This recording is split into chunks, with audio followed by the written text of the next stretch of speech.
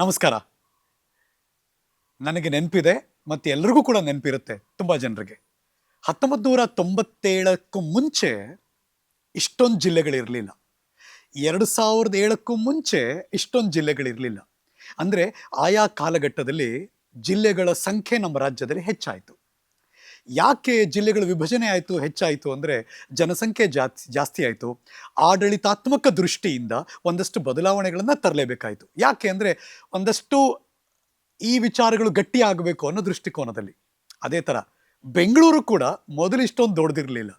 ಬೆಂಗಳೂರು ಬೆಳೀತಾ ಬಂತು. ವಿಶ್ವದಿಂದ ಯಾರೇ ಭಾರತಕ್ಕೆ ಬಂದರು, ರಾಜ್ಯಕ್ಕೆ ಬಂದರು, ಬೆಂಗಳೂರಿಗೆ ಒಂದು ವಿಸಿಟ್ ಹಾಕೇ ಮುಂದಕ್ಕೆ ಹೋಗ್ತಿದ್ರು ಅಂತ. ಉಭಯ ಸದನಗಳೆಲ್ಲ ದೊಡ್ಡ ಮಟ್ಟದಲ್ಲಿ ಚರ್ಚೆ ಆಯಿತು, ವಿಧೇಯಕ ಮಂಡನೆ ಆಯಿತು, ಅದು ಅನುಮೋದನೆಯೂ ಆಯಿತು. ಈಗ ನಾವು ಕೂತಿರೋದು ಈ ವಾರದ ಸ್ಪೆಷಲ್ ಮಾತುಕತೆಯಲ್ಲಿ. ಅದು ಗ್ರೇಟರ್ ಬೆಂಗಳೂರು ಆಡಳಿತ ವಿಧೇಯಕ 2024. ಕರ್ನಾಟಕ ವಿಧಾನಮಂಡಲ ಜಂಟಿ ಪರಿಶೀಲನಾ ಸಮಿತಿಯ ಅಧ್ಯಕ್ಷರು ನಮ್ಮ ಜೊತೆ ಇದ್ದಾರೆ. ಇವತ್ತಿನ the leader talk with Harish Nagaraju ಕಾರ್ಯಕ್ರಮದಲ್ಲಿ ನಮ್ಮ ಜೊತೆ ಇದ್ದಾರೆ ನನ್ ಅದರ್ ದೆನ್ ಶಿವಾಜಿನಗರ ವಿಧಾನಸಭಾ ಕ್ಷೇತ್ರದ ಶಾಸಕರು, ಈ ಜಂಟಿ ಪರಿಶೀಲನಾ ಸಮಿತಿಯ ಅಧ್ಯಕ್ಷರಾಗಿರುವಂಥ ರಿಜ್ವಾನ್ ಅರ್ಷದ್ ಅವರು. ನಮಸ್ಕಾರ ಹರೀಶ್ ಅವರೇ. How are you sir? I am good, thank you. How are you? ನಾನು ತುಂಬ ಚೆನ್ನಾಗಿದ್ದೀನಿ. ದೊಡ್ಡ ಚಾಲೆಂಜ್ಗಳನ್ನು ಫೇಸ್ ಮಾಡೇ ರಾಜಕಾರಣಕ್ಕೆ ಬಂದ್ರಿ. ಈಗೊಂದು ದೊಡ್ಡ ಚಾಲೆಂಜ್ ನಿಮ್ಮ ಕಣ್ಮುಂದೆ ಇದೆ. What you want to say? ಮೊದಲ ಮಾತೇನು? ಗ್ರೇಟರ್ ಬೆಂಗಳೂರು ಆಡಳಿತ ವಿಧೇಯಕ 2024ಕ್ಕೆ ಸಂಬಂಧಪಟ್ಟ ಹಾಗೆ. ಈ ವಿಧೇಯಕ ಬೆಂಗಳೂರು ನಗರದ ಒಂದು ರೆಪ್ಯುಟೇಷನ್ ಇದೆಯಲ್ಲ, ಹೌದು, ಆ ರೆಪ್ಯುಟೇಷನ್ನ ಉಳಿಸ್ಕೊಳ್ಳೋದಕ್ಕೆ ಈ ವಿಧೇಯಕ. ಬೆಂಗಳೂರು ನಗರದ ಸಾಮಾನ್ಯ ನಾಗರಿಕರು ಯಾರಿದ್ದಾರೆ ಅವ್ರಿಗೆ ಒಂದು ಒಳ್ಳೆಯ ಸರ್ವಿಸ್ ಏನು ನಾವು ಒದಗಿಸ್ಬೇಕಾಗಿತ್ತು, ಸೇವೆ ಏನು ಮಾಡಬೇಕಾಗಿತ್ತು, ಆಡಳಿತಾತ್ಮಕ ದೃಷ್ಟಿಯಿಂದ ಹೇಳ್ತಾರದು. ಯಾವುದನ್ನು ನಾವು ಮಾಡೋದಕ್ಕೆ ಸಾಧ್ಯವಾಗ್ತಾ ಇಲ್ಲ. ಅವ್ರು ಕೇಳೋದೇನು? ಬೇಸಿಕ್, ನಮ್ಮ ನಗರವನ್ನು ಸ್ವಚ್ಛಾಗಿ ಇಟ್ಕೊಳ್ಳಿ, ಒಳ್ಳೆ ರಸ್ತೆ ಕೊಡಿ, ಒಳ್ಳೆ ನೀರು ಸಪ್ಲೈ ಮಾಡಿ, ಗುಂಡಿ ಮುಚ್ಚಬೇಕು, ರಸ್ತೆಯಲ್ಲಿ ಕ್ಲೀನ್ ಇಟ್ಕೋಬೇಕು, ಈ ಸ್ಟ್ರಾಂಗ್ ವಾಟರ್ ಡ್ರೈನ್ ರಾಜು ಕಾಲುವೆಗಳೆಲ್ಲ ಒತ್ತುವರಿ ಆಗದೆ ನೀಟಾಗಿ ಇಟ್ಕೋಬೇಕು, ಕ್ಲೀನಾಗಿ ಇಟ್ಕೋಬೇಕು. ಮಳೆಗಾಲ ಬಂದರೆ ಆರಾಮಾಗಿ ಮಳೆ ನೀರು ಹರಿದು ಹೋಗಬೇಕು, ಒಳಚರಂಡಿ ವ್ಯವಸ್ಥೆ ಸರಿಗಾಗಬೇಕು. ಬೇಸಿಕ್ಸ್ ಇದು ಎನಿ ಹ್ಯೂಮನ್ ಎಕ್ಸಿಸ್ಟೆನ್ಸ್ಗೆ. ಮೂಲಭೂತ ಸೌಕರ್ಯಗಳು, ಮನುಷ್ಯರು ಬದುಕಬೇಕು ಅಂದರೆ ಇಂಥ ಮೂಲಭೂತ ಸೌಕರ್ಯಗಳನ್ನು ಒದಗಿಸ್ತಕ್ಕಂಥ ಜವಾಬ್ದಾರಿ ನಗರ ಆಡಳಿತಕ್ಕೆ ಇರುತ್ತೆ. ಇವತ್ತು ನನ್ನ ದೃಷ್ಟಿಯಿಂದ ನೋಡೋಕ್ಕಾದರೆ, ನಾನು ಒಬ್ಬ ಶಾಸಕನಾಗಿ ಹೇಳ್ತೇನೆ, ಈ ನಗರದಲ್ಲಿ BBMPಯ ಇವತ್ತಿನ ವ್ಯವಸ್ಥೆ ಇದರಲ್ಲಿ ವಿಫಲವಾಗಿದೆ. ಕಾರಣ ಹಲವಾರಿದ್ದಾವೆ. ಒಂದೇ ಒಂದು ಮಳೆ ಬಂದರೆ ಅರ್ಧ ಬೆಂಗಳೂರು ಮುಳುಗೋಗುತ್ತೆ. ಅದನ್ನು ಅಂತಾರಾಷ್ಟ್ರೀಯ ಮಟ್ಟದಲ್ಲಿ ಚರ್ಚೆ ಆಗುತ್ತೆ. ನಮ್ಮ ಬೆಂಗಳೂರಿನ ಹೆಸರು, ನಮ್ಮ ರೆಪ್ಯುಟೇಷನ್ನು ಹಾಳಾಗುತ್ತೆ. ಗುಂಡಿ ಮುಚ್ಚಬೇಕು ಅಂತ ನೀವು ಎಷ್ಟೇ ಪ್ರಯತ್ನ ಮಾಡಿದರೂ ಗುಂಡಿ ಮುಚ್ಚೋಕ್ಕಾಗ್ತಾ ಇಲ್ಲ. ರಸ್ತೆ ಎಲ್ಲ ಹಾಳಾಗ್ತಾ ಇದೆ. ಸೊ ಕಾರಣ ಏನಂದರೆ, ಬೆಂಗಳೂರು ತಮ್ಮ ಮಿತಿ ಮೀರಿ ಬೆಳೆದೋಗಿದೆ. ಮತ್ತು ಈ ಬೆಳವಣಿಗೆ ಬಹುತೇಕವಾಗಿ ರೆಗ್ಯುಲೇಟೆಡ್ ಇಲ್ಲ, ಕಂಟ್ರೋಲ್ಡ್ ಇಲ್ಲ, ಅಥವಾ ಮಾಸ್ಟರ್ ಪ್ಲ್ಯಾನ್ ಪ್ರಕಾರ ಇಲ್ಲ. ತಾನಾಗಿ ಬೆಳೆದು ಹೋಗ್ತಾ ಇದೆ. ಅದನ್ನು ರೆಗ್ಯುಲೇಟ್ ಮಾಡಬೇಕು. ಒಂದು ಸ್ಟ್ರೀಮ್ಲೈನ್ ಮಾಡಬೇಕಾದ್ರೆ ನೀವು ಆಡಳಿತಾತ್ಮಕ ಸ್ಟ್ರಕ್ಚರ್ಸ್ ಏನಿದ್ದಾವಲ್ಲ ಅದನ್ನು ಸರಿಯಾಗಿರಬೇಕಲ್ಲ. ಸೊ BBMP ಏನಿತ್ತು 2008 BBMP ಅಂತ ಸೃಷ್ಟಿ ಮಾಡಿದಾಗ ಒಂದು ವ್ಯವಸ್ಥೆ, ಬೆಂಗಳೂರಿನ ಜನಸಂಖ್ಯೆ 65ರಿಂದ 70 ಲಕ್ಷ ಇತ್ತು. ಇವತ್ತು 15-16 ವರ್ಷದಲ್ಲಿ, ಈ ಪೀರಿಯಡಲ್ಲಿ 2% ಜಾಸ್ತಿ ಆಗೋಗಿದೆ. 1.5 ಕೋಟಿ, ದುಪ್ಪಟ್ಟಿಂದ ಜಾಸ್ತಿ ಆಗೋಗಿದೆ. ಸೊ ಆ ವ್ಯವಸ್ಥೆ ಇಟ್ಕೊಂಡು ನೀವು 1.5 ಕೋಟಿ ಜನಸಂಖ್ಯೆಗೆ ನೀವು ನೋಡ್ಕೋತೇವೆ, ಸರಿ ಮಾಡ್ತೇವೆ ಅಂತ ಹೇಳಿದ್ರೆ ಆಗೋದಿಲ್ಲ. ಸೊ ನೀವು ಕಾಲಕ್ಕೆ ತಾವೇ ಹೇಳ್ದಂಗೆ ಆಡಳಿತಾತ್ಮಕ ದೃಷ್ಟಿಯಿಂದ ಬದಲಾವಣೆಗಳು ಮಾಡಬೇಕು. ಮತ್ತು ಇವತ್ತಿನ ವ್ಯವಸ್ಥೆ ಸೆಂಟ್ರಲೈಸ್ಡ್ ಇದೆ. ಈ ಅಧಿಕಾರ ಇದೆಯಲ್ಲ, ಕೇಂದ್ರದಲ್ಲಿ ಕ್ರೋಢೀಕರಿಸಿ ಎಲ್ಲ ತೀರ್ಮಾನಗಳು ಹೆಡ್ ಆಫೀಸ್ ಬರಬೇಕು. ಇವತ್ತು ಮಹದೇವಪುರ ಒಂದು ಮೂಲೆಯಲ್ಲಿ ಏನಾದರೂ ಸಮಸ್ಯೆ ಇದ್ರೂ ಅದಕ್ಕೆ ಪರಿಹಾರ ಹೆಡ್ ಆಫೀಸಲ್ಲಿ ಇಲ್ಲಿ ಚರ್ಚೆ ಆಗಬೇಕು. ಹೌದು, BBMP ಹೆಡ್ ಆಫೀಸಲ್ಲಿ. ನೀವು ಎಲ್ಲೋ ಬೆಂಗಳೂರಿನ ಇನ್ನೊಂದು ಮೂಲೆಯಲ್ಲಿ ದಾಸರಹಳ್ಳಿ ಇರ್ತಕ್ಕಂಥ ಸಮಸ್ಯೆನೂ ಇಲ್ಲೇ ಚರ್ಚೆ ಆಗಬೇಕು. ಹೌದು, ಸರ್ಜಾಪುರ ಹತ್ರ ನಡೀತಾ ಇರ್ತಕ್ಕಂಥ ಸಮಸ್ಯೆನೂ ಇಲ್ಲೇ ಚರ್ಚೆ ಆಗಬೇಕು. ಸೊ ಆಡಳಿತಾತ್ಮಕ ದೃಷ್ಟಿಯಿಂದ ನೀವು ಇದನ್ನು ವಿಕೇಂದ್ರೀಕರಣ ಮಾಡದೇ ಇದ್ದರೆ, ಡಿಸೆಂಟ್ರಲೈಸ್ ಮಾಡ್ತಾ ಇದ್ರೆ ಅಧಿಕಾರವನ್ನು, ಪಾರದರ್ಶಕತೆ ಬರೋದಿಲ್ಲ. ಸೊ ಒಂದು ಅಧಿಕಾರದ ವಿಕೇಂದ್ರೀಕರಣ, ಇನ್ನೊಂದು ಆರ್ಥಿಕತೆಯ ಸ್ವಾಯತ್ತತೆ, ಮತ್ತೊಂದು ತೆರಿಗೆ ಸಂಗ್ರಹ. ಇಸ್ ಯಾವಾಗಲೂ ಚಾಲೆಂಜು ಸರ್ ಅದು. ಸೊ ಈ ಗ್ರೇಟರ್ ಬೆಂಗಳೂರಿನ ಮೂಲ ಕಾನ್ಸೆಪ್ಟ್ ಇದೇನಾ? ಹೌದು, ಅಧಿಕಾರ ಏನು ಕೂಡೋಗಿದೆ ಒಂದೇ ಜಾಗದಲ್ಲಿ, ವಿಕೇಂದ್ರೀಕರಣ ಮಾಡಬೇಕು. ಇವತ್ತಿನ BBMP ಸಿಸ್ಟಮಲ್ಲಿ ಪಾರದರ್ಶಕತೆ ಇಲ್ಲ. ಪಾರದರ್ಶಕತೆ ಇಲ್ಲದೆ ಇದ್ದರೆ ಭ್ರಷ್ಟಾಚಾರಕ್ಕೆ ದೊಡ್ಡ ಅವಕಾಶ ಆಗೋಗುತ್ತೆ. ವಿಕೇಂದ್ರೀಕರಣ ಆದರೆ ಪಾರದರ್ಶಕತೆ ಬರುತ್ತೆ. ಸ್ಮಾಲರ್ ಕಾರ್ಪೊರೇಷನ್ ಆದರೆ ಎಲ್ಲರಿಗೂ ಗೊತ್ತಾಗುತ್ತೆ ಎಲ್ಲಿ ಏನು ನಡೀತಾ ಇದೆ ಅಂತ. ಇಲ್ಲಿ ಏನೂ ಗೊತ್ತಾಗ್ತಾ ಇಲ್ಲ. It's so huge.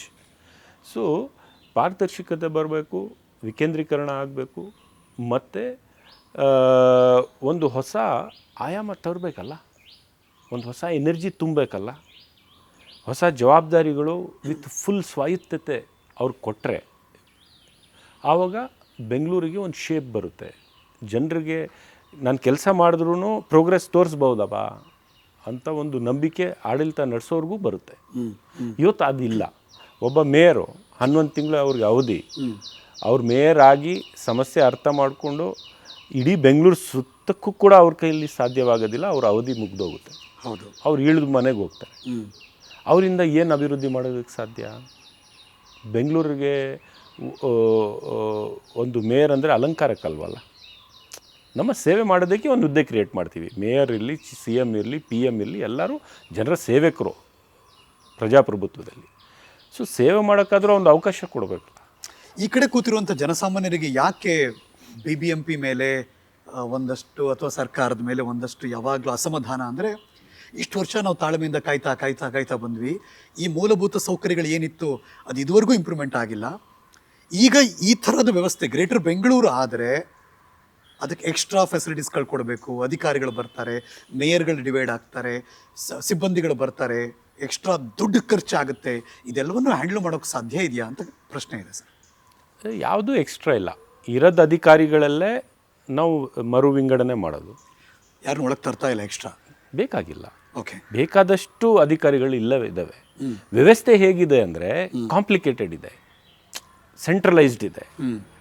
ಅದನ್ನು ಅರೇಂಜ್ ಮಾಡ್ತಾ ಇದ್ದೀವಿ, ರೀಸ್ಟ್ರಕ್ಚರ್ ಮಾಡ್ತಾ ಇದ್ದೀವಿ. ಇರೋದು ಎಕ್ಸ್ಪೆಂಡಿಚರಲ್ಲೇ ರೀಸ್ಟ್ರಕ್ಚರ್ ಮಾಡ್ತೀವಿ. ಅವ್ರಿಗೆ ಹೊಸ ಬೌಂಡ್ರಿ ಕೊಡ್ತೀವಿ. ಈ ಬೌಂಡ್ರಿಗೆ ನಿಮ್ಮ ಉತ್ತರದಾಯಿತು. ನೀವು ಇದರಲ್ಲಿ ಸೇವೆ ಮಾಡಬೇಕು, ಅಭಿವೃದ್ಧಿ ಮಾಡಬೇಕು, ಪಾರದರ್ಶಕತೆಯಿಂದ ನಮಗೆ ತೋರಿಸ್ಬೇಕು. ಈಗಿರೋದು 786 ಚದರ್ ಕಿಲೋಮೀಟರ್ ಇರೋದು ಬೆಂಗಳೂರಿನ ವ್ಯಾಪ್ತಿ, BBMPಯ ವ್ಯಾಪ್ತಿ. ಅದನ್ನು ಮೀರು ಕೂಡ ಬೆಂಗಳೂರು ಬೆಳೆದೋಗಿದೆ, ಅದು ಬೇರೆ ಮಾತು. ಅದು ಕೂಡ ರೆಗ್ಯುಲೇಷನ್ ಇಲ್ಲ. ನಾಳೆ ಆ ಸಮಸ್ಯೆ ಕೂಡ ಬರುತ್ತೆ ಅಂತ ಅದನ್ನು ಕೂಡ ಈ ಗ್ರೇಟರ್ ಬೆಂಗಳೂರಲ್ಲಿ ನಾವು ಅಳವಡಿಸ್ಕೊಂಡಿದ್ದೀವಿ. ಏನೇನು ಮಾಡಬೇಕು ಅಂತ ಎಲ್ಲ ಜೊತೆಗೆ ಸ್ಟ್ರೀಮ್ಲೈನ್ ಮಾಡೋಕ್ಕೆ ಎಲ್ಲನೂ ರೆಕಮೆಂಡ್ ಮಾಡಿದ್ದೇವೆ. ಆದರೆ ಇಷ್ಟು ದೊಡ್ಡ ವ್ಯಾಪ್ತಿಯ ನಗರಕ್ಕೆ ಒಂದು ಮೇಯರು, ಒಂದು ಕಮಿಷನರು ಹೇಗೆ ಆಡಳಿತ ಕೊಡೋಕ್ಕೆ ಸಾಧ್ಯ? ಕಷ್ಟ ಆಗುತ್ತೆ. ಕರ್ನಾಟಕ ರಾಜ್ಯದ ಜನಸಂಖ್ಯೆ ನೀವು ನೋಡಿದ್ರೆ 25% ಜನಸಂಖ್ಯೆ ಬೆಂಗಳೂರಲ್ಲಿದೆ. ಸರ್, ಈಗ ನೀವು ಪರಿಶೀಲನಾ ಸಮಿತಿ ಅಧ್ಯಕ್ಷರಾಗಿದ್ದೀರಿ. ಇನ್ನೊಂದು ಕಡೆ ಈ ಮಸೂದೆ ಮಂಡನೆಯ ಸಂದರ್ಭದಲ್ಲಿ ಪಾಯಿಂಟ್ಸ್ಗಳನ್ನು ಕಲೆ ಹಾಕ್ತಿದ್ದೀರಿ. ಜನಾಭಿಪ್ರಾಯಕ್ಕೆ ಹೋಗಿ ಎಲ್ಲರನ್ನೂ ಕೂಡ ಮಾತಾಡ್ಸಿದ್ರಿ. ಏನು ಗೊತ್ತಾಯಿತು ಸರ್ ವಿಷಯ ಜನಾಭಿಪ್ರಾಯಕ್ಕೆ ಹೋದಾಗ? ಜನರ ಅಭಿಲಾಷೆ, ಆಕಾಂಕ್ಷೆ ಏನು ಅಂದರೆ, ಸ್ವಾಮಿ ಈ ಥರದ್ದು ನಮಗೆ ಮೂಲಭೂತ ಸೌಕರ್ಯಗಳು ಕೊಡಿ. ನಮಗೆ ನಮ್ಮದೇ ಆದಂಥ ಒಂದು ಯಾವುದೋ ಒಂದು ಕೆಲಸ ಕಾರ್ಯ ಇದ್ದರೆ BBMP ನಮಗೆ ಈ ಮೂಲೆಯಿಂದ ಹೆಡ್ ಆಫೀಸ್ವರೆಗೂ ಓಡಿಸ್ಬೇಡ್ರಿ. ನಾವು ಇರೋದ್ ಕಡೆ ಆ ಸೌಲಭ್ಯವನ್ನು ಒದಗಿಸ್ಕೊಡಿ. ನಾಗರಿಕರಿಗೆ ಸ್ಪಂದಿಸ್ತಕ್ಕಂಥ ಕೆಲಸ ಇದೆಯಲ್ಲ, ಅದು ನಮ್ಮ ಜವಾಬ್ದಾರಿ ತಾನೇ. ಆಡಳಿತ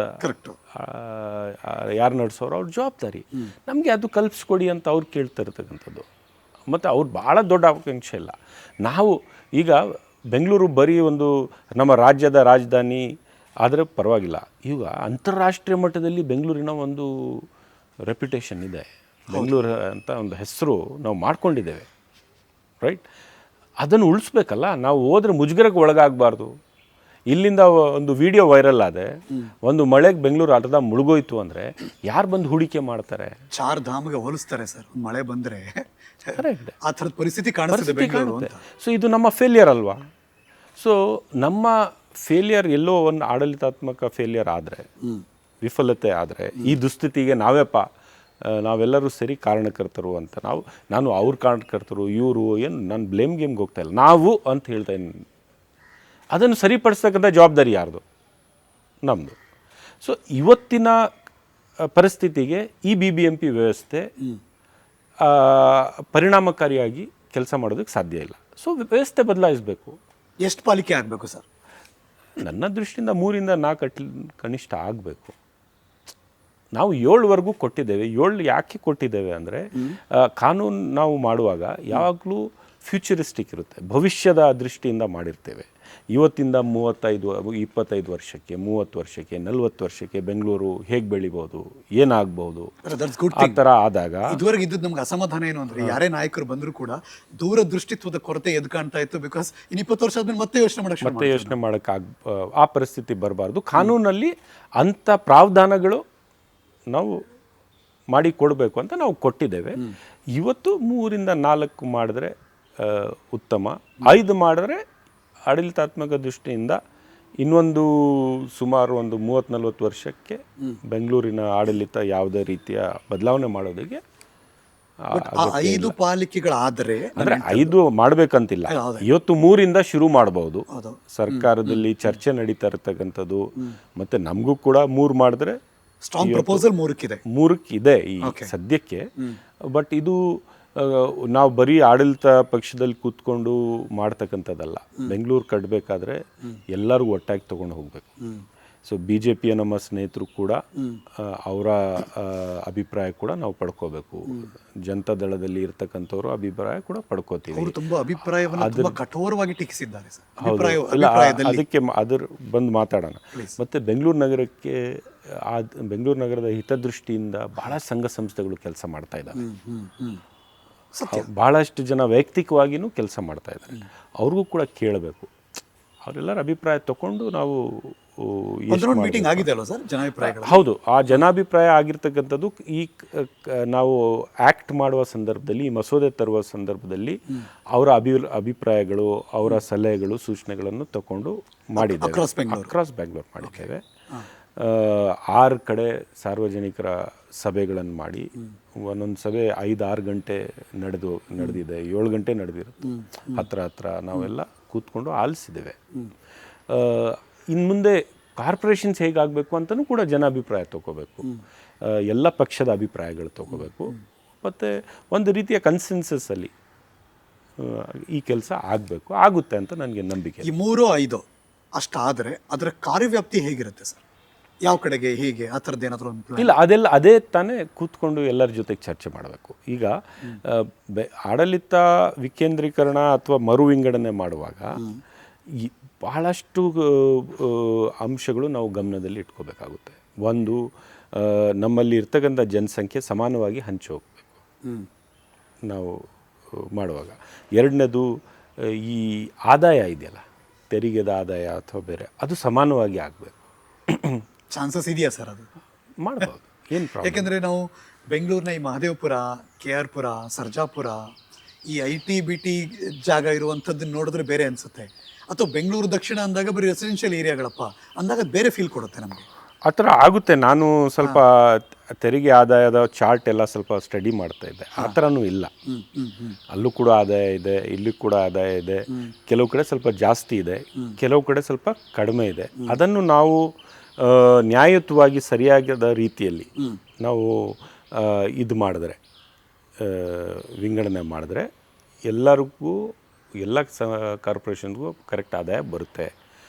ನಾವು ಕಾನೂನಲ್ಲಿ ಇನ್ನೊಂದು ಅವಕಾಶ ಮಾಡಿ ಏನು ಕೊಟ್ಟಿದ್ದೀವಿ ಅಂದರೆ, ಒಂದು ವೇಳೆ ಯಾವುದಾದ್ರೂ ಒಂದು ಕಾರ್ಪೊರೇಷನ್ಗೆ ಆದಾಯ ಬೇರೆ ಕಾರ್ಪೊರೇಷನ್ಗಿಂತ ಕಡಿಮೆ ಆದರೆ, ರೆವಿನ್ಯೂ ಡೆಫಿಸಿಟ್ ಆದರೆ, ಹೆಂಗೆ ಸರಿದೂಗಿಸೋದು? ಆ ಗ್ಯಾಪು ಕಡ್ಡಾಯವಾಗಿ ಸರ್ಕಾರ ಪ್ರತಿ ವರ್ಷ ಫುಲ್ಫಿಲ್ ಮಾಡಬೇಕು ಮಾಡಿದ್ದೀವಿ.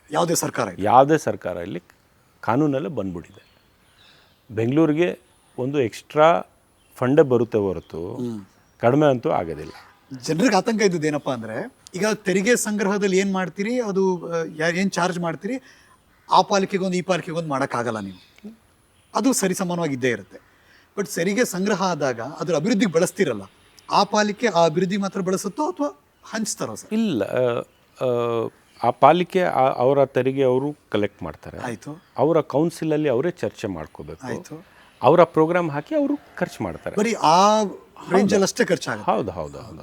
ಇದು ಆತಂಕ ಯಾಕಾಯ್ತು ಅಂದರೆ, ಈಗ ನಮ್ಮ ಪಾಲಿಕೆಯಲ್ಲಿ ಕಡಿಮೆ ದುಡ್ಡು ಬಂತು ಅಂತ ಇಟ್ಕೊಳ್ಳೋಣ, ಆಗ ಕಡಿಮೆ ಖರ್ಚು ಮಾಡೋದಕ್ಕೆ ಕಡಿಮೆ ಅಭಿವೃದ್ಧಿ ಕಡಿಮೆ ಬಂದರೆ ಸರ್ಕಾರ ಫಿಲ್ ಮಾಡಬೇಕು ಅಂತ ನಾವು ಕೊಟ್ಬಿಟ್ಟಿದ್ದೇವೆ. ಓಕೆ ಸೊ ಕಡಿಮೆ ಪ್ರಶ್ನೆನೇ ಇಲ್ಲ ಈಗ. Okay okay. ತೆರಿಗೆ ಅಥವಾ ಆದಾಯ ಪಾಲಿಕೆಗೆ ಕಡಿಮೆ ಆಗೋದು ಪ್ರಶ್ನೆನೇ ಇಲ್ಲ. ಆಯಿತಾ? ಅದರಲ್ಲಿ there is no this thing. ಇನ್ನೊಂದು ರೆಕಮೆಂಡ್ ಮಾಡಿದ್ದೀವಿ, ಒಂದು ವಾರ್ಡು, ಆ ವಾರ್ಡಲ್ಲಿ ಆದಾಯ ನೀವು ಏನು ತೆರಿಗೆ ಕಲೆಕ್ಟ್ ಮಾಡ್ತೀರಿ, ಆ ವಾರ್ಡಿಗೆ ಒಂದು ಪರ್ಸೆಂಟೇಜ್ ಆ ವಾರ್ಡಿನ ಡೆವಲಪ್ಮೆಂಟ್ಗೂ ಕೊಡಿ.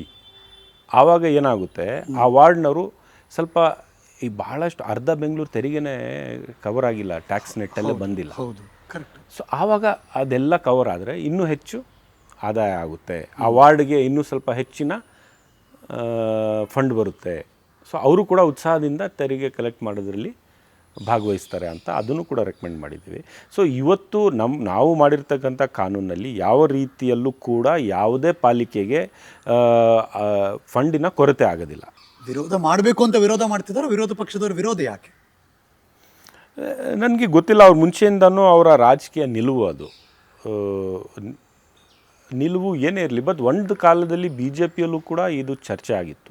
ಈ ಬೆಂಗಳೂರು ನಗರ ವಿಕೇಂದ್ರೀಕರಣ ಆಗಬೇಕು, ಮರು ವಿಂಗಡಣೆ ಆಗಬೇಕು ಅಂತ ಒಂದು ಕಾಲದಲ್ಲಿ ಅವ್ರು ಮಾಡಿದರು. ಒಂದು ಮೋಸ್ಟ್ಲಿ 2013-12 ನನಗೆ ಜ್ಞಾಪಕ ಬರ್ತಾಯಿಲ್ಲ, ಆವಾಗ ಇಲ್ಲಿ ಚರ್ಚೆ ಇತ್ತು. ಆಮೇಲೆ ಅವರು ಬದಲಾವಣೆ ಮಾಡಿಕೊಂಡ್ರು, ಅವರ ರಾಜಕೀಯದ ನಿಲುವು ಅದು. ಆದರೆ ಈಗ ಇವತ್ತು ಸರ್ಕಾರ ನಾವು ನಡೆಸ್ತಾ ಇದ್ದೇವೆ, ಎಲ್ಲೂ ಕೂಡ ಈ ಅನುದಾನದ ತಾರತಮ್ಯದ ಕೊರತೆ ಆಗೋಲ್ವಾ? ಆಗೋದೇ ಇಲ್ಲ. There is no question. ಆದಾಗ ಸರ್ಕಾರ ಅದನ್ನು ಭರಿಸಬೇಕು ಅಂತ. ಅಲ್ಲೇ ಪ್ರಾಬ್ಲಮ್ ಇರೋದು. ಯಾಕೆ ಅಂದರೆ, ಈಗ ಸುಮ್ಮನೆ ನೋಡಿ, ಕೇಂದ್ರದಲ್ಲಿ ಒಂದು ಪಕ್ಷ ಅಧಿಕಾರದಲ್ಲಿರುತ್ತೆ, ರಾಜ್ಯದ ಒಂದು ಪಕ್ಷ ಅಧಿಕಾರದಲ್ಲಿರುತ್ತೆ. ಆ ಸಂದರ್ಭದಲ್ಲಿ ಎಷ್ಟೋ ಸರಿ ಕೂಗು ಯಾವಾಗಲೂ ಇದ್ದೇ ಇರುತ್ತೆ, ನಮಗೆ ಕೊಟ್ಟಿಲ್ಲ, ನಮಗೆ ಬಂದಿಲ್ಲ ಅಂತ ಯಾವಾಗಲೂ ಕೂಡ ಕೂಗಿದ್ದೇ ಇರುತ್ತೆ. ಸಪೋಸ್ ಗ್ರೇಟರ್ ಬೆಂಗಳೂರಿನಲ್ಲಿ 3-4 ಪಾಲಿಕೆ ಆದಾಗ, ಬೇರೆ ಬೇರೆ ಪಕ್ಷಗಳ ಅಧಿಕಾರಕ್ಕೆ ಬಂದಾಗ ಬೇರೆ ಬೇರೆ ಪಾಲಿಕೆಯಲ್ಲಿ, ಅವಾಗ ಈ ಅನುದಾನದ ತಾರತಮ್ಯದ ಯಾವ ಸರ್ಕಾರ ಬಂದ್ರೂ ಕಾನೂನು ಪಾಲನೆ ಮಾಡಬೇಕಲ್ಲ.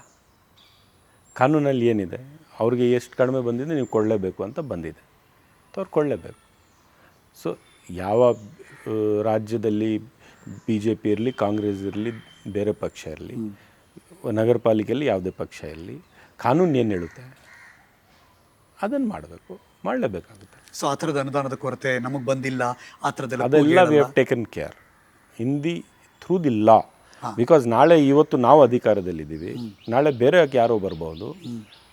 ಲಾ ಸರಿ ಇರಬೇಕು, ಕಾನೂನು ಸರಿ ಇದ್ದರೆ ಎಲ್ಲರೂ ಪಾಲನೆ ಮಾಡಬೇಕಾಗುತ್ತೆ. ವಿಧಾನಸಭೆಯಲ್ಲಿ ನಿಮ್ಮದೇ ಮೆಜಾರಿಟಿ ಪಾಸ್ ಆಯಿತು, ಪರಿಷತ್ತಲ್ಲಿ ಪಾಸ್ ಆಗಿದ್ದೇ ಒಂದು ವಂಡರ್ ಅನ್ನಿಸ್ತು. ರಾಜಕೀಯ ನಿಲುವುಗಳು ಬೇರೆ ಇರ್ತವೆ, ಆದರೆ ಬೆಂಗಳೂರಿನ ಪರವಾಗಿ ಯೋಚನೆ ಮಾಡ್ತಕ್ಕಂಥದ್ದು ಅಂಥ ಶಾಸಕರು ಎಲ್ಲ ಪಕ್ಷದಲ್ಲಿದ್ದಾರೆ. ಬಿ ಜೆ ಪಿಯಲ್ಲೂ ಇದ್ದಾರೆ. ವಿರೋಧ ಮಟ್ಟಕ್ಕಿತ್ತಲ್ಲ, ವಿರೋಧ ಇತ್ತು, ವಾಕೌಟ್ ಆಯಿತು. ಅವರ ಪೊಲಿಟಿಕಲ್ ಸ್ಟ್ಯಾಂಡ್ ಒಂದು ಅವ್ರು ಮಾಡಲೇಬೇಕು, ಪಕ್ಷದ ಸ್ಟ್ಯಾಂಡ್ ಇರುತ್ತೆ.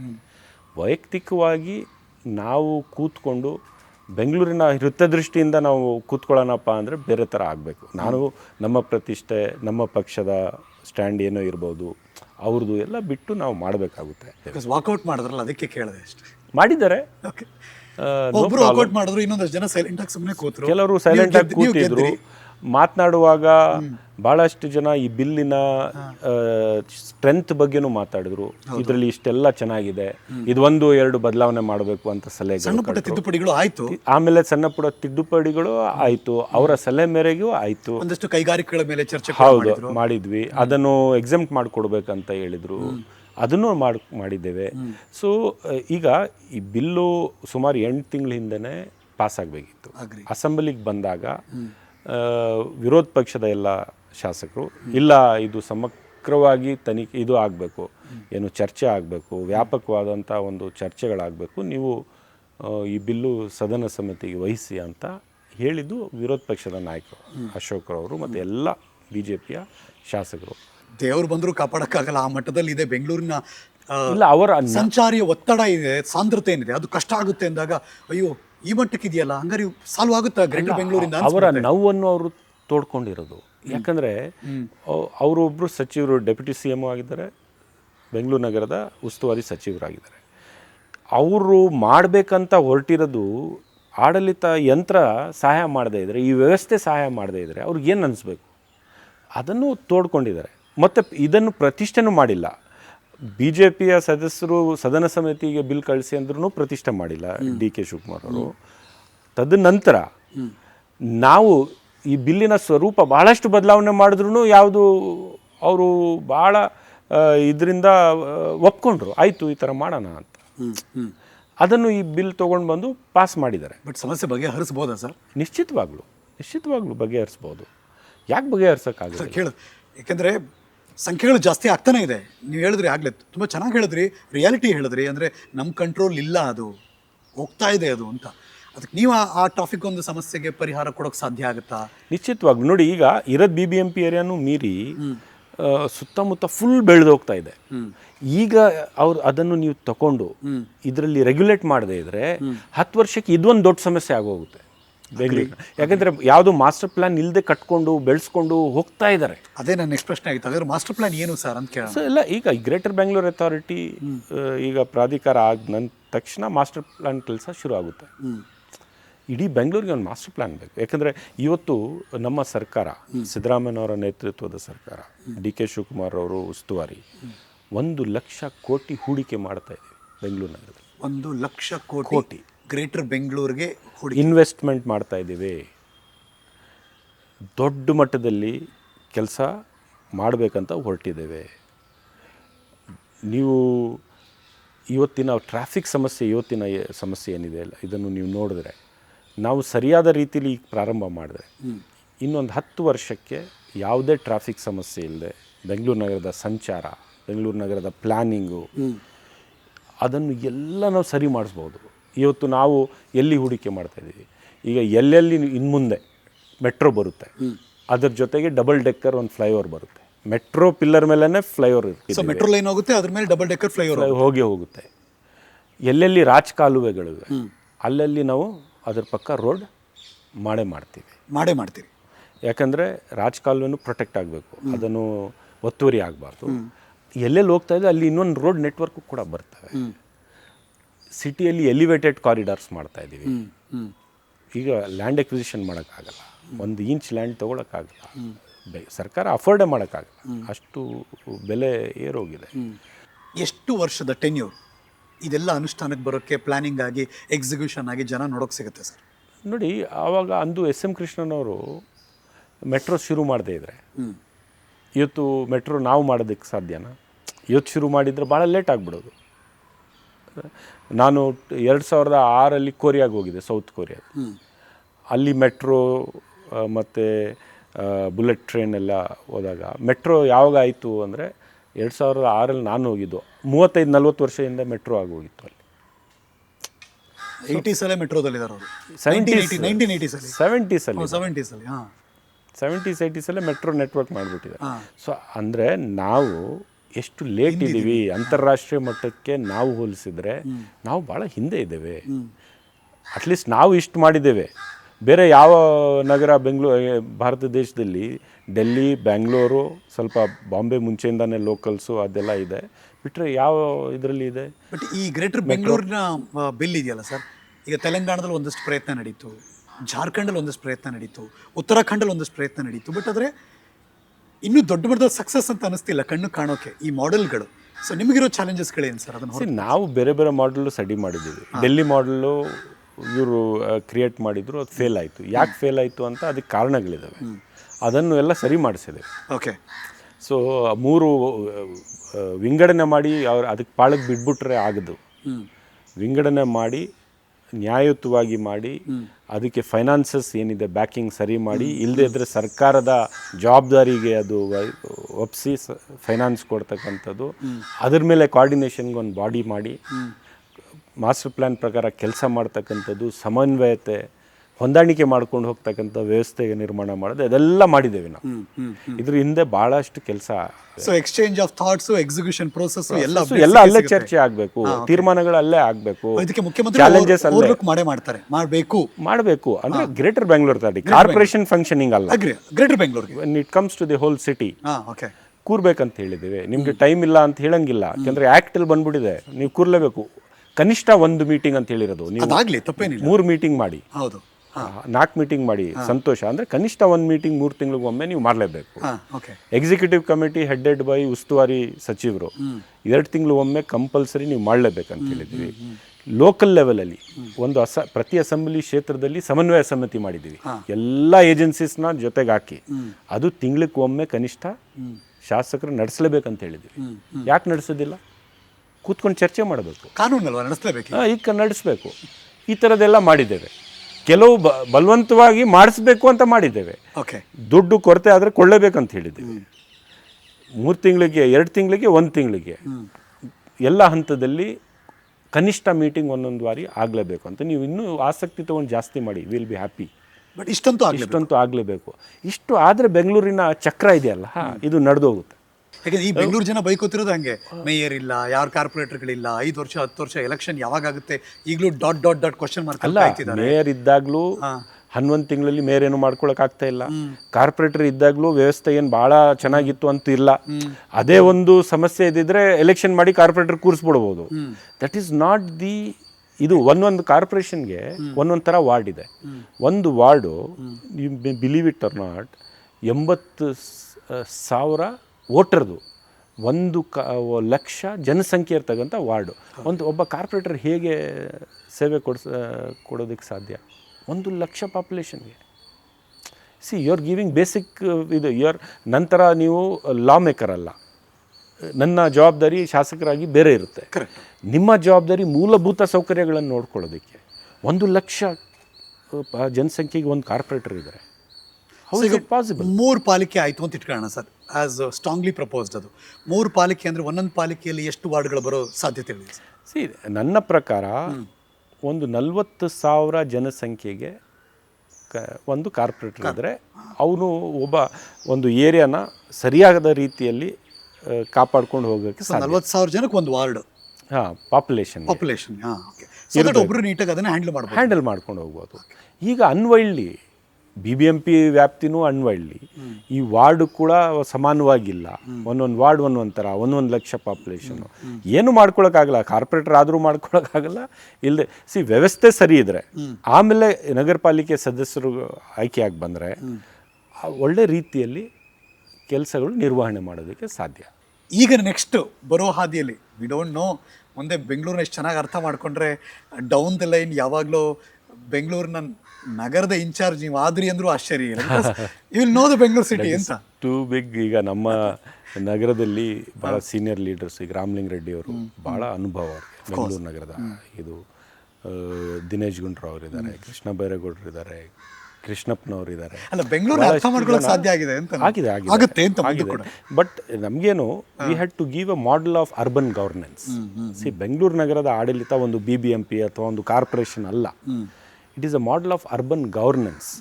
ಏನಿದೆ, ಬರೀ BBMP ಇಲ್ಲ, ಇಲ್ಲಿ ಒಂದು ವ್ಯವಸ್ಥೆ ಬೇರೆ ಥರ ಇದೆ. ಬೆಂಗಳೂರು ನಗರ ಫಂಕ್ಷನ್ ಆಗೋದೇ ಬೇರೆ ಥರ, ಬೇರೆ ನಗರಗಳಿಂದ ಭಾಳ ವಿಭಿನ್ನವಾಗಿದೆ. ಈಗ BBMPನೇ ಬೇರೆ ಇದೆ, ವಾಟರ್ ಸಪ್ಲೈಗೆ BWSSBನೇ ಬೇರೆ ಇದೆ, ಚರಂಡಿಗೆ BWSSB ಬೇರೆ ಇದೆ, ಬೆಸ್ಕಾಮ್ ಬೇರೆ ಇದೆ, ಬ್ಯಾಂಗ್ಳೂರ್ ಟ್ರಾನ್ಸ್ಪೋರ್ಟ್ ಕಾರ್ಪೊರೇಷನ್ನೇ ಬೇರೆ ಇದೆ, BMTC ಇದೆ, BMRDA ಬೇರೆ ಇದೆ, BDA ಬೇರೆ ಇದೆ. ಬೇರೆ ಬೇರೆ ಬೇರೆ ವರ್ಟಿಕಲ್ಸ್ ಇದ್ದಾವೆ, ರೈಟ್. ಈಗ ಮೆಟ್ರೋ ಸಪ್ರೇಟ್ ಇದೆ, K-ರೈಡ್ ಅಂತ ಬರ್ತಾ ಇದೆ, ಸಬರ್ಬನ್. ಎಲ್ಲ ವರ್ಟಿಕಲ್ಸು ಬೆಂಗಳೂರಿನ ಅಭಿವೃದ್ಧಿಗೆ ಕೆಲಸ ಮಾಡ್ತಾ ಇದ್ದಾರೆ. ಬಟ್ ನನಗೆ ಆಶ್ಚರ್ಯ ಏನು, ಯಾವುದೇ ಒಂದೇ ಒಂದು ಪ್ಲ್ಯಾಟ್ಫಾರ್ಮ್ ಇಲ್ಲ ಎಲ್ಲ ವರ್ಟಿಕಲ್ಸ್ ಒಂದು ಕಡೆ ಸೇರೋದಕ್ಕೆ, ಚರ್ಚೆ ನಡೆಸೋದಕ್ಕೆ. BBMP ಏನು ಮಾಡ್ತಾ ಇದೆ, BWSSBಗೆ ಗೊತ್ತಿಲ್ಲ, ಇವ್ರು ಏನು ಮಾಡ್ತಾ ಇದ್ದಾರೆ, ಬೆಸ್ಕಾಮ್ ಗೊತ್ತಿಲ್ಲ, ಅವ್ರು ಏನು ಮಾಡ್ತಾರೆ, ಮೆಟ್ರೋ ಅವ್ರಿಗೆ ಗೊತ್ತಿಲ್ಲ. ನಿಜವಾಗ್ಲೂ ಸರ್ ಎಲ್ಲರೂ ಬೆಂಗಳೂರು ನಗರಕ್ಕೆ ಯಾರು ಟಾರ್ ಹಾಕೊಂಡು ಹೋಗ್ತಾರೆ, ಅವ್ರು ಯಾರು ಒಳಚರಂಡಿ ಆಗಿದ್ದಾರೆ, ಏನ್ ನಡೀತಿದೆ ಯಾರಿಗೂ ಗೊತ್ತಿಲ್ಲ. ಅದನ್ನು ಸರಿ ಮಾಡಿದ್ದೇವೆ. ಇದರಲ್ಲಿ ಮೇಲ್ ಹಂತದಲ್ಲಿ ಗ್ರೇಟರ್ ಬೆಂಗಳೂರು ಅಥಾರಿಟಿ ಮಾಡಿದ್ದೇವೆ. ಇದೆಲ್ಲ ಏಜೆನ್ಸೀಸ್ ಅಲ್ಲಿ ಸೇರಬೇಕು. 3 ತಿಂಗಳಿಗೆ ಒಮ್ಮೆ CM ಜೊತೆಗೆ ಸೇರಬೇಕು, 2 ತಿಂಗಳು ಒಮ್ಮೆ ಮಿನಿಸ್ಟರ್ ಜೊತೆಗೆ ಸೇರಬೇಕು, ಅವರು ಸಂಪೂರ್ಣವಾಗಿ ಅವರು ಸೇರ್ತಾ ಇರಬೇಕು, ಚರ್ಚೆ ನಡೆಸಬೇಕು. ಅಲ್ಲಿ ಮೇಲೆ ಅಸೆಂಬ್ಲಿ ಕ್ಷೇತ್ರ ಲೆವೆಲಲ್ಲಿ ಇನ್ನೊಂದು ಸಮಿತಿ ಮಾಡಿದ್ದೇವೆ, ಅಲ್ಲೂ ಕೂಡ ಇವರೆಲ್ಲ ಸೇರಬೇಕು. ಒಬ್ಬರು ನಾನು ರೋಡ್ ಹಾಕಬೇಕು ಅಂದರೆ ಇವರೆಲ್ಲರ ಮುಂದೆ ಚರ್ಚೆ ಆಗಬೇಕು. ನಾನು ರೋಡ್ ಹಾಕ್ತಾ ಇದ್ದೀನಿ, ನೀವು ಹಾಕೋಕ್ಕಿಂತ ಮುಂಚೆ ನೀವು ಅಗಿಬೇಕಾದ್ರೆ ಅಗ್ದುಬಿಡಿ, ನೀವು ಕೆಲಸ ಮಾಡಬೇಕಾದ್ರೆ ಮಾಡಿ. ಪ್ಲಾನಿಂಗ್ ಏನೂ ಪ್ರಾಬ್ಲಮ್ ಇಲ್ಲ ಸರ್, ಅದ್ಭುತವಾದಂಥ ಪ್ಲಾನಿಂಗು. ನಮ್ಮ ಸರ್ಕಾರದ ವ್ಯವಸ್ಥೆಯಲ್ಲಿ ಯಾವಾಗಲೂ ಪ್ಲಾನಿಂಗ್ ಸೂಪರ್ ಆಗಿರುತ್ತೆ, ಅನುಷ್ಠಾನದಲ್ಲೇ ಇರುವಂಥ ದೊಡ್ಡ ತೊಂದರೆ ಅಂತ. ಅದು ಕರೆಕ್ಟ್. ಅನುಷ್ಠಾನದಲ್ಲಿ ಯಾಕೆ ಇರುತ್ತೆ ಅಂದರೆ ವ್ಯವಸ್ಥೆ ಆಗಿರ್ತದೆ. ನಾವು ವ್ಯವಸ್ಥೆ ಹೇಗೆ ಶೇಪ್ ಮಾಡ್ತೀವಿ ಆ ಥರ. ನೀವು ಇವ್ರಿಗೆಲ್ಲ ಕೂಡ್ಸಕ್ಕೆ ಒಂದು ಪ್ಲಾಟ್ಫಾರ್ಮ್ ಮಾಡಿಲ್ಲ, ವರ್ಟಿಕಲ್ನ ರೆಡಿ ಮಾಡಿದ್ದೀರಿ, ಕೂಡ್ಸಕ್ಕೆ ಪ್ಲಾಟ್ಫಾರ್ಮ್ ಮಾಡಿಲ್ಲ. ನಾವು ಪ್ಲಾಟ್ಫಾರ್ಮ್ ಕೊಟ್ಟಿದ್ದೇವೆ. ಗ್ರೇಟರ್ ಬೆಂಗಳೂರು ಅದು ಕೆಲಸ ಮಾಡುತ್ತೆ, ಆ ಕೆಲಸ ಮಾಡುತ್ತೆ, ಪ್ಲಾನಿಂಗು ಮಾಡುತ್ತೆ. ಇವ್ರಿಗೆಲ್ಲ ಒಂದು ಕಡೆ ಕೂರಿಸಿ ಚರ್ಚೆ ನಡೆಸ್ತಾರೆ. ಯಾವ್ಯಾವ ಕಾರ್ಯಕ್ರಮ ಯಾರ್ಯಾರ್ದಂತ ಎಲ್ಲರಿಗೂ ಬಹಿರಂಗವಾಗಿ ಗೊತ್ತಾಗಿ ಅವ್ರವರು ಅದಕ್ಕೆ ಅನುಗುಣವಾಗಿ ಏನೇನು ಮಾಡಬೇಕು ಅಂತ ಅವ್ರವ್ರ ಜವಾಬ್ದಾರಿ ಫಿಕ್ಸ್ ಆಗುತ್ತೆ. ತಳ ಹಂತದಲ್ಲಿ ಆಗುತ್ತೆ, ಮೇಲ್ ಹಂತದಲ್ಲೂ ಕೂಡ ಆಗುತ್ತೆ. ಸೊ 2 ಹಂತದಲ್ಲೂ ಕೂಡ ನಾವು ಇದನ್ನು ಸೃಷ್ಟಿ ಮಾಡಿದ್ದೇವೆ. ಸೊ ಇದು ಬರೀ ಈಗ ಜನ ಏನು ಹೇಳ್ತಾರೆ, ಆಯ್ತಪ್ಪ 3 ಮಾಡಿಬಿಡ್ತಾರೆ, 4 ಮಾಡಿಬಿಡ್ತಾರೆ ಕಾರ್ಪೊರೇಷನ್, ಬರೀ ಅದಕ್ಕೆ ಸೀಮಿತವಲ್ಲ. ನಮ್ಮ ಸಮಿತಿಯ ನೀವು ವರದಿ ನೋಡಿ, ಈ ಬಿಲ್ ನೋಡಿ, ಏನೇನು ತಂದಿದ್ದೇವೆ ಅಂತ ನೀವು ನೋಡಿ. ಮತ್ತು ಸಾರ್ವಜನಿಕರಿಗೆ ಶಕ್ತಿ ಕೊಡಬೇಕಂತ ವಾರ್ಡ್ ಕಮಿಟಿನ ತುಂಬ ಸ್ವಲ್ಪ ಪವರ್ಫುಲ್ ಮಾಡಿದ್ದೇವೆ. ವಾರ್ಡ್ ಕಮಿಟಿಗೆ ಜವಾಬ್ದಾರಿ ಏನು ಅಂತ ನಾವು ಫಿಕ್ಸ್ ಮಾಡಿದ್ದೇವೆ. ಅನುಷ್ಠಾನಕ್ಕೆ ಬರಬೇಕಷ್ಟೇ, ಹೆಂಗಿದೆ ಆಗಲೇಬೇಕು. ಕಾನೂನು ಹೇಗಿದೆ ಹಾಗೆ ಮಾಡಬೇಕು. How can you violate the law? So ನಾವು ಕಾನೂನು ಮಾಡಬೇಕಾಗಿರೋದು ಸಂದರ್ಭದಲ್ಲಿ ಇದು ಮಾಡಿಸಿದ್ದೇವೆ. ನಾಳೆ ಅನುಷ್ಠಾನ ಮಾಡೋದ ಸಂದರ್ಭದಲ್ಲಿ ಅನುಷ್ಠಾನನೂ ಮಾಡಿಸ್ತೇವೆ. ಸರ್ಕಾರ ಮಾಡಬೇಕು. ಯಾಕೆಂದ್ರೆ ಡೆಫಿನೆಟ್ಲಿ ನಮಗೆ ಕಣ್ಣು ಕಾಣಿಸ್ದೇ ಹೋದ್ರೆ ಅದು ಪ್ರಾಬ್ಲಮ್ ಯಾವಾಗಲೂ. ಈಗ ನನಗೆ ನಮ್ಮನೆ ಹತ್ರ ಇರೋ ಕಸ ನೀಟಾಗಿ ವಿಲೇವಾರಿ ಆದರೆ ಅಬ್ಬಾ ಗೌರ್ಮೆಂಟ್ ಚೆನ್ನಾಗಿ ಕೆಲಸ ಮಾಡ್ತಿದೆ. ಮಳೆ ಬಂತು, ನಮ್ಮನೆ ಮುಂದೆ ನೀರು ನಿಂತಿಲ್ಲ, ನೀಟಾಗಿ ಚರಂಡಿ ಹರ್ಕೊಂಡು ಹೋಗ್ತಾ ಇದೆ, ಗೌರ್ಮೆಂಟ್ ಚೆನ್ನಾಗಿ ಕೆಲಸ ಮಾಡ್ತಿದೆ. ಇದು ಜನಸಾಮಾನ್ಯರಿಗೆ ಪ್ರತಿದಿನ ಬೆಳಗ್ಗೆ ಎದ್ದರೆ ಕಾಣಿಸುವಂಥ ವಿಚಾರ. ಇದು ಕರೆಕ್ಷನ್ ಆಗಬೇಕು, ವೆರಿ ಇಂಪಾರ್ಟೆಂಟ್. ನಿಶ್ಚಿತವಾಗ್ಲೂ. ಈಗ ಸೋರ್ಸ್ ಕಾನೂನು, ಫಸ್ಟ್ ನೀವು ಕಾನೂನನ್ನ ಸರಿ ಮಾಡಬೇಕು. ಆಮೇಲೆ ವ್ಯವಸ್ಥೆ ಸರಿಯಾಗಿ ಫಿಟ್ ಆಗಬೇಕು, ಕಾನೂನು ಪ್ರಕಾರ ವಿಂಗಡಣೆಗಳಾಗಬೇಕು. ನಾವು ಏನೇನು ಹೇಳಿದ್ದೀವಿ ಆ ವ್ಯವಸ್ಥೆಯಲ್ಲಿ ಸೃಷ್ಟಿ ಆಗಬೇಕು. ಆಮೇಲೆ ಅದನ್ನು ಕೆಲಸ ಮಾಡಿ. ಎಲ್ಲ ಫಂಡ್ ಇಲ್ಲ, ಏನು ಮಾಡೋಕ್ಕಾಗುತ್ತೆ ಅಂತ ಹೇಳ್ತಿದ್ರು. ಇವತ್ತು ಅದೆಲ್ಲ ಈ ಬಜೆಟ್ ಕೊಟ್ಟರು, ಎಲ್ಲೂ ಜಾಗ ಇಲ್ಲ, ಕಾಣಿಸ್ತಿಲ್ಲ, ಅಭಿವೃದ್ಧಿ ಇಲ್ಲ ಅಂತಾರೆ. ಅದಕ್ಕೆ ಇಲ್ಲ, ಈ ಬಜೆಟಲ್ಲಿ ಅದನ್ನು ಫುಲ್ಫಿಲ್ ಮಾಡಿಬಿಟ್ಟಿದಾರಲ್ಲ ಸಿದ್ದರಾಮಯ್ಯನವರು.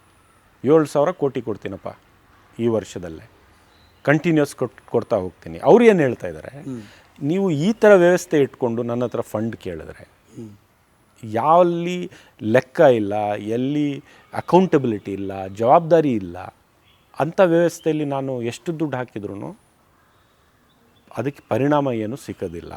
ಬಟ್ ಸರ್ಕಾರ ಸಮರ್ಥವಾಗಿದೆಯಾ ಅದನ್ನು ನಿಭಾಯಿಸೋದಕ್ಕೆ ಆರ್ಥಿಕತೆಯನ್ನು? ಹೌದು, ಬಜೆಟಲ್ಲಿ ಅನೌನ್ಸ್ ಮಾಡಿದ್ದಾರಲ್ಲ. It is announce in the budget. ಈಗ ಪೆರಿಫೆರಲ್ ರಿಂಗ್ ರೋಡ್ 25 ವರ್ಷದಿಂದ ಪೆಂಡಿಂಗ್ ಇದೆ, ನಾವು ಅನೌನ್ಸ್ ಮಾಡಿಬಿಟ್ಟಿದ್ದೀವಿ, ಕೆಲಸ ನಡೀತಾ ಇದೆ. Government is standing guarantee, no PPP, nothing, ಸರ್ಕಾರನೇ ಮಾಡುತ್ತೆ ಅಂತ ಹೇಳಿದ್ದೀವಿ. ಲ್ಯಾಂಡ್ ಎಕ್ವಿಸಿಷನ್ ಕಾಸ್ಟು ಮತ್ತು ರೋಡು. ಈಗ ಬೆಂಗಳೂರು ನಗರಕ್ಕೆ ಏನು ದುರಂತ ಅಂದರೆ, ನೈಸು ಅರ್ಧ ರೋಡ್ ಮಾಡಿದೆ ಕನೆಕ್ಟ್ ಮಾಡೋದು, ಅರ್ಧ ರೋಡ್ ನಾವು ಮಾಡ್ಕೊಳ್ಳೋಕ್ಕಾಗಿಲ್ಲ 25-30 ವರ್ಷದಿಂದ. ಎಲ್ಲರೂ ಸರ್ಕಾರ ನಡೆಸಿದ್ದಾರೆ, ನಾನು ಅವ್ರಿಗೆ ನಮಗೆ ಅಂತ ಬ್ಲೇಮ್ ಮಾಡೋದಿಲ್ಲ, ಮಾಡಿಲ್ಲ. ಇವತ್ತು ಮಾಡಬೇಕಲ್ಲ, ಅದನ್ನು ಮುಂದೆ ಬಂದಿದ್ದೀವಲ್ಲ. PRR ಶುರು ಮಾಡ್ತಾ ಇದ್ದೇವೆ, ಡಬಲ್ ಡೆಕ್ಕರ್ ಶುರು ಮಾಡ್ತಾ ಇದ್ದೇವೆ, ಟನಲ್ ಪ್ರಾಜೆಕ್ಟ್ ಶುರು ಮಾಡ್ತಾ ಇದ್ದೇವೆ, ಎಲಿವೇಟೆಡ್ ಕಾರಿಡಾರ್ ಶುರು ಮಾಡ್ತಾ ಇದ್ದೇವೆ. ರಾಜಕಾಲುವೆಯಲ್ಲಿ 300 ಕಿಲೋಮೀಟರ್ ಹೊಸ ರೋಡನ್ನು ನಾವು ಸೃಷ್ಟಿ ಮಾಡ್ತಾ ಇದ್ದೇವೆ. ಈ ವ್ಯವಸ್ಥೆಯನ್ನು ಸರಿ ಮಾಡ್ತಾ ಇದ್ದೇವೆ. ಇದು ಸಂಪೂರ್ಣ ಸರ್ಜರಿ ಬೆಂಗಳೂರಿಗೆ, plus fund infusion. Okay. And bigger projects and smaller development all together. So ಇದು ಒಂದು ಸಂಪೂರ್ಣ ಪ್ಯಾಕೇಜ್ ಬೆಂಗಳೂರಿಗೆ. ಸಿದ್ದರಾಮಯ್ಯನವರು ಮತ್ತು DK ಶಿವಕುಮಾರ್ ಅವರು ಈ ಜೋಡಿ ಇದೆಯಲ್ಲ, ಒಂದು ಬೆಂಗಳೂರು ನಗರಕ್ಕೆ ಒಂದು ದೊಡ್ಡ ಮಟ್ಟದ ಒಂದು ಬದಲಾವಣೆ, ಒಂದು ಇತಿಹಾಸ ಸೃಷ್ಟಿ ಮಾಡ್ತಾ ಇದ್ದಾರೆ. ಮತ್ತು ಅವ್ರು ಹೇಳೋದು ಇಷ್ಟೇ, ಅವ್ರ ಅಪೇಕ್ಷೆ, ನಮಗೆ ಈ ವ್ಯವಸ್ಥೆ ಸರಿ ಮಾಡಿ ಕೊಡಿ. ಬಟ್ ಇನ್ನು 5 ವರ್ಷ ನೋಡ್ಬೋದಾ ಸರ್ ಇದು ಅನುಷ್ಠಾನ? ಇದು ಮಾಡಬೇಕು. Yes, that's why we are pushing it so hard. ಕಾಣಿಸ್ಬೇಕು, ಅದಕ್ಕೆ ಕೇಳ್ತಾ ಇದ್ದೀನಿ. That is why pushing so hard. Bengaluru ನಗರಕ್ಕೆ ಒಂದು ದೊಡ್ಡ ಬದಲಾವಣೆ ಬೇಕಾಗಿದೆ. ಈಗ ತಕ್ಷಣ ಈ ಕೆಲಸ ಶುರು, ದೊಡ್ಡ ಇನ್ವೆಸ್ಟ್ಮೆಂಟು ಬೇಕಾಗಿದೆ. ಇನ್ವೆಸ್ಟ್ಮೆಂಟ್ ವಿತೌಟ್ ಬದಲಾವಣೆ ಮಾಡಿದ್ರೆ ಪರಿಣಾಮಕಾರಿ ಆಗೋದಿಲ್ಲ. ಅಲ್ಲ, ಈ ಕೆಲಸ ಗ್ರೇಟರ್ ಬೆಂಗಳೂರು ತಕ್ಷಣ ಶುರುವಾಗುತ್ತೆ. ಹೌದು, ನಾವು ಆ್ಯಕ್ಟಲ್ಲಿ ಹೇಳಿದ್ದೇವೆ, ಈಗ ಗ್ರೇಟರ್ ಬ್ಯಾಂಗ್ಳೂರ್ ಬಿಲ್ ಪಾಸ್ ಆದ ತಕ್ಷಣ ಅದೆಲ್ಲೋ ಒಂದು ಇಟ್ಬಿಟ್ಟು ಹೋರಾಡಂಗಿಲ್ಲ. ನಮ್ಮ ಸರ್ಕಾರ ಇದ್ರೂ ಆ್ಯಕ್ಟಲ್ಲಿ ಹಿಡಿದಿವಿ, ವಿತಿನ್ 120 days ಫಾರ್ಮ್ ಮಾಡಿ ಅಂತ ಹೇಳಿದ್ವಿ. ಸರ್ಜರಿ ಮಾಡಿ ಬಿಟ್ಬಿಡೋಕ್ಕಾಗುತ್ತಾ? ಇವರು ಆನ್ಸರಬಲ್ ಆಮೇಲೆ ಬೆಂಗಳೂರು ಸಿಟಿ ಜನಕ್ಕೆ. ಹೌದು. So we are following the deadlines. ಆ್ಯಕ್ಟಲ್ಲೇ ಡೆಡ್ ಲೈನ್ಸ್ ತಗೊಂಡು ಬಂದಿದ್ದೀವಿ, ಟೈಮಿಂಗ್ ಫಿಕ್ಸ್ ಮಾಡಿಬಿಟ್ಟಿದ್ದೇವೆ. ಈ ಥರ ಆ್ಯಕ್ಟ್ ನಿಮಗೆ ಎಲ್ಲೂ ಸಿಕ್ಕೋದಿಲ್ಲ ಜಾಸ್ತಿ. ಹಿಂದಂಗಿತ್ತಂತೆ ಬೆಂಗಳೂರು ಎಷ್ಟು ಚೆನ್ನಾಗಿತ್ತು, ಅಂದದೂರು ಬೆಂಗಳೂರು ಅಂತಿದ್ವಿ ಸರ್. ಆಮೇಲೆ ತುಂಬ ಜನ ಟ್ರೋಲ್ ಮಾಡಿದ್ರು, ಹಂಗಲ್ಲ ಇವಾಗ ಅಂತ. ಅಟ್ಲೀಸ್ಟ್ ಆ ನಿಮ್ಮ ಡ್ರೀಮ್ ಪ್ರಾಜೆಕ್ಟ್ ಜನಕ್ಕೊಂದು ಡ್ರೀಮ್ ಆಗಲಿ, ಚೆನ್ನಾಗಿ ಅದು ಅನುಷ್ಠಾನಕ್ಕೆ ಬರಲಿ ಅಂತ ನಾವಂತೂ ಅನ್ಕೋತೀವಿ. ಬಟ್ ಕುತೂಹಲದ ಪ್ರಶ್ನೆ, ಇಷ್ಟೆಲ್ಲದ ನಡುವೆ ಫ್ಯಾಮಿಲಿ ಟೈಮ್ ಕೊಡೋಕೆ ಸಾಧ್ಯ ಆಗುತ್ತಾ ನಿಮಗೆ ಇನ್ನು ಮುಂದಕ್ಕೆ ಅಂತ? ಇಲ್ಲ ಕೊಡ್ತಾ ಇದ್ದೀವಿ, ಬಟ್ ನಾವು ಬ್ಯಾಲೆನ್ಸ್ ಮಾಡಬೇಕು. ನಾನು ಅದಕ್ಕೆ ಹೇಳಿದ್ದು, ಮುಂದೊಂದು ದಿನ ಯಾವತ್ತೋ ಯಾವಾಗಲೋ ಬೆಂಗಳೂರು ತುಂಬ ಚೆನ್ನಾಗಿ ಗೊತ್ತಿದೆ, ನೀವು ನಗರಾಭಿವೃದ್ಧಿ ಸಚಿವರು ಆಗ್ಬೋದು ಅಂತ ಇರ್ಬೇಕಾರೆ. ಯಾವಾಗ ಏನೇನೋ ದೇವ್ರು ಕೊಡಬೇಕು ನನಗಂತೂ ಗೊತ್ತಿಲ್ಲ. ನಾನು ಈ ಮಟ್ಟಕ್ಕೆ ಬರ್ತೀನಿ ಅಂತ ನಾನು ಎಂದೂ ಯೋಚನೆ ಮಾಡಿರಲಿಲ್ಲ. ನಮ್ಮ ಪ್ರಯತ್ನಗಳು ಮತ್ತು ಸಿಕ್ಕಿರ್ತಕ್ಕಂಥ ಜವಾಬ್ದಾರಿ ಅದು ಸಂಪೂರ್ಣ ಸಿನ್ಸಿಯಾರಿಟಿಯಿಂದ, ನಿಷ್ಠೆಯಿಂದ ನಾವು ಮಾಡ್ತಾ ಹೋದರೆ ಪ್ರಕೃತಿನೇ ನಿಮಗೆ ಸಹಾಯ ಮಾಡುತ್ತೆ ಅಂತ ನಾನು. ಸರ್, ಆ ಮಟ್ಟದ ಬೆಂಗಳೂರು ಆಗಿಬಿಟ್ರೆ ನನ್ನ ಪ್ರಕಾರ ಈ ಬೆಂಗಳೂರಿಗರ ಪರವಾಗಿ ಬೆಂಗಳೂರಿಗರಿಗೆ ನೀವು ದೇವ್ರ ಥರ ಕಾಣಿಸ್ಬಿಡ್ತೀರಾ ಸರ್, ಅದಂತೂ ನಿಜ. ಅವ್ರ ಸೇವಕ. ಯಾಕಂದರೆ ನಾನು ನನ್ನ ರಾಜಕೀಯ ಬದುಕು ಬೆಂಗಳೂರಿನ ಜನರ ಅವರ ಆಶೀರ್ವಾದದಿಂದ ನಾನು ಇಲ್ಲಿರೋದು. ಸೊ ಅವ್ರಿಗೆ ವಾಪಸ್ ಕೊಡಬೇಕಂತ ಆ ನಿಟ್ಟಿನಲ್ಲಿ ಏನೇ ಮಾಡಬೇಕು, ಏನೇನು ಸಾಧ್ಯವಿದೆ ಎಲ್ಲ ಮಾಡ್ತೀನಿ. So I love my city. ಇಷ್ಟೆಲ್ಲದರ ನಡುವೆ ಜನ ಏನಾದರೂ ನಿಮ್ಗೆ ಕೋಪ್ರೇಟ್ ಮಾಡಬೇಕಾ, ಏನಾದರೂ ಅವ್ರ ಸಾಥ್ ಬೇಕಾ ನಿಮಗೆ? ಹೇಳ್ಬಿಡಿ ಸರ್. ಜನರಿಗೆ ನಾನು ಇಷ್ಟೇ ಹೇಳಕ್ಕೆ ಬಯಸ್ತೇನೆ, ಜನರ ನೋವು ಏನಿದೆ, ಸಾಮಾನ್ಯ ಜನ, ನಾನು ಸಾವಿರಾರು ಜನನ ಭೇಟಿ ಮಾಡಿ ಮಾತನಾಡುವ ಸಂದರ್ಭದಲ್ಲಿ ಎಲ್ಲರೂ ಒಂದೇ ಮಾತು ಹೇಳಿದ್ದಾರೆ, ವ್ಯವಸ್ಥೆ ಬದಲಾವಣೆ ಆಗಬೇಕು ಅಂತ. ಆಗದೇ ಇದ್ರೆ ಆಗಲ್ಲ ಅಂತ ಅವ್ರ ಮೈಂಡಲ್ಲಿ ಭಾಳ ಸ್ಪಷ್ಟವಾಗಿದೆ. ಅದು ಆಕ್ರೋಶಭರಿತರಾಗಿ ಆಕ್ರೋಶದಿಂದ ಹೇಳ್ತಾರೆ, ಇದು ವ್ಯವಸ್ಥೆ ಚೇಂಜ್ ಮಾಡಿ ಅಂತ, ಬದಲಾವಣೆ. ಆ ವ್ಯವಸ್ಥೆ ಬದಲಾವಣೆ ಮಾಡ್ತಾ ಇದ್ದೇವೆ. ಅವ್ರ ಸಾಥ್ ಏನಾದ್ರು ಬೇಕಾ ನಿಮಗೆ? ಹೌದು, ಸಾಥ್ ಅಂದರೆ ಅವರ ಕರ್ತವ್ಯ ಅವ್ರು ನಿಭಾಯಿಸಿದ್ದಾರೆ, ಒಳ್ಳೆ ನಾಗರಿಕರಾಗಿದ್ದಾರೆ, ತೆರಿಗೆ ಕಟ್ತಾ ಇದ್ದಾರೆ. ನಾವು ಮಾಡಬೇಕಾಗಿರೋದು ಇವತ್ತು ಅವರ ನಂಬಿಕೆ ನಮ್ಮ ಮೇಲೆ ಇರಲಿ, ಅವ್ರ ಆಶೀರ್ವಾದ ನಮ್ಮ ಮೇಲೆ ಇರಲಿ. ಸ್ವಲ್ಪ ತಾಳ್ಮೆಯಿಂದ ಸಹಿಸ್ಕೊಳ್ಳಿ, ನಮ್ಮನ್ನ ಸರಿ ಮಾಡ್ತೀವಿ ಅಂತನಾ? ಇಲ್ಲ, ಸರಿ ಮಾಡ್ತಾ ಇದ್ದೀವಿ. ತಾಳ್ಮೆ ಟೈಮು ಮೀರಿ ಹೋಗಿದೆ.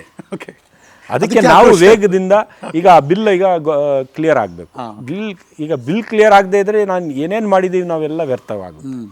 ಮತ್ತೆ ಅದೇ ವಾಪಸ್ ಅದೇ ವ್ಯವಸ್ಥೆಗೆ ಹೋಗುತ್ತೆ, ಮತ್ತೆ ಅದೇ ಝೀರೋ ಬಂದು ನಿಂತ್ಕೊಳ್ಳುತ್ತೆ. ಆವಾಗ ನಾವೇನು ಮಾಡಬೇಕು? ನಾವೊಂದು ಸರ್ಕಾರ ಆಗಿ ಅಸೆಂಬ್ಲಿಯಲ್ಲಿ ಧೈರ್ಯದಿಂದ ಆ ಬಿಲ್ ತೊಗೊಂಡೋಗಿ ಪಾಸ್ ಮಾಡಿ ಕಳಿಸಿದ್ದೇವೆ. ಈಗ ಗವರ್ನರ್ ಅವರು, ರಾಜ್ಯಪಾಲರು ಅಂಕಿತ ಆಗಬೇಕು. ಹಾಕಿದರೆ ಇದೆಲ್ಲ ಅನುಷ್ಠಾನಕ್ಕೆ ಬರುತ್ತೆ. ವಿಶಿಂಗ್ ಯು ಗುಡ್ ಸಕ್ಸಸ್, ಒಳ್ಳೇದಾಗಲಿ. ಈ ಮೂಲಕ ಅದನ್ನೂ ಹಾರೈಸ್ತೀವಿ. ಬಿಕಾಸ್ ಆ ಬೆಂಗಳೂರು ನೋಡೋಕ್ಕೆ ನಾವೆಲ್ಲರೂ ಕೂಡ ಕಾಯ್ತಾ ಇದ್ದೀವಿ. Thank you sir, thank you so much. Thank you. Rizwan Arshad greater ಬೆಂಗಳೂರಿನ ಇಡೀ ಪ್ಲಾನಿಂಗ್ ಬಗ್ಗೆ ಕಂಪ್ಲೀಟ್ ಮಾಹಿತಿಯನ್ನು ಕೊಟ್ಟಾಯಿತು. ಸೊ ನ್ಯೂಸ್ ಮೂಲಕ ಈ ಮಾಹಿತಿಯನ್ನು ಕೊಡಿಸುವಂಥ ಪ್ರಯತ್ನ ಈ ವಾರದ the leader talk with Harish Nagaraju. ಮತ್ತೆ ಮುಂದಿನ ವಾರ ಮಗದೊಬ್ಬ ಅತಿಥಿ ಜೊತೆ ಭೇಟಿ ಮಾಡ್ತೀನಿ. ನಮಸ್ಕಾರ.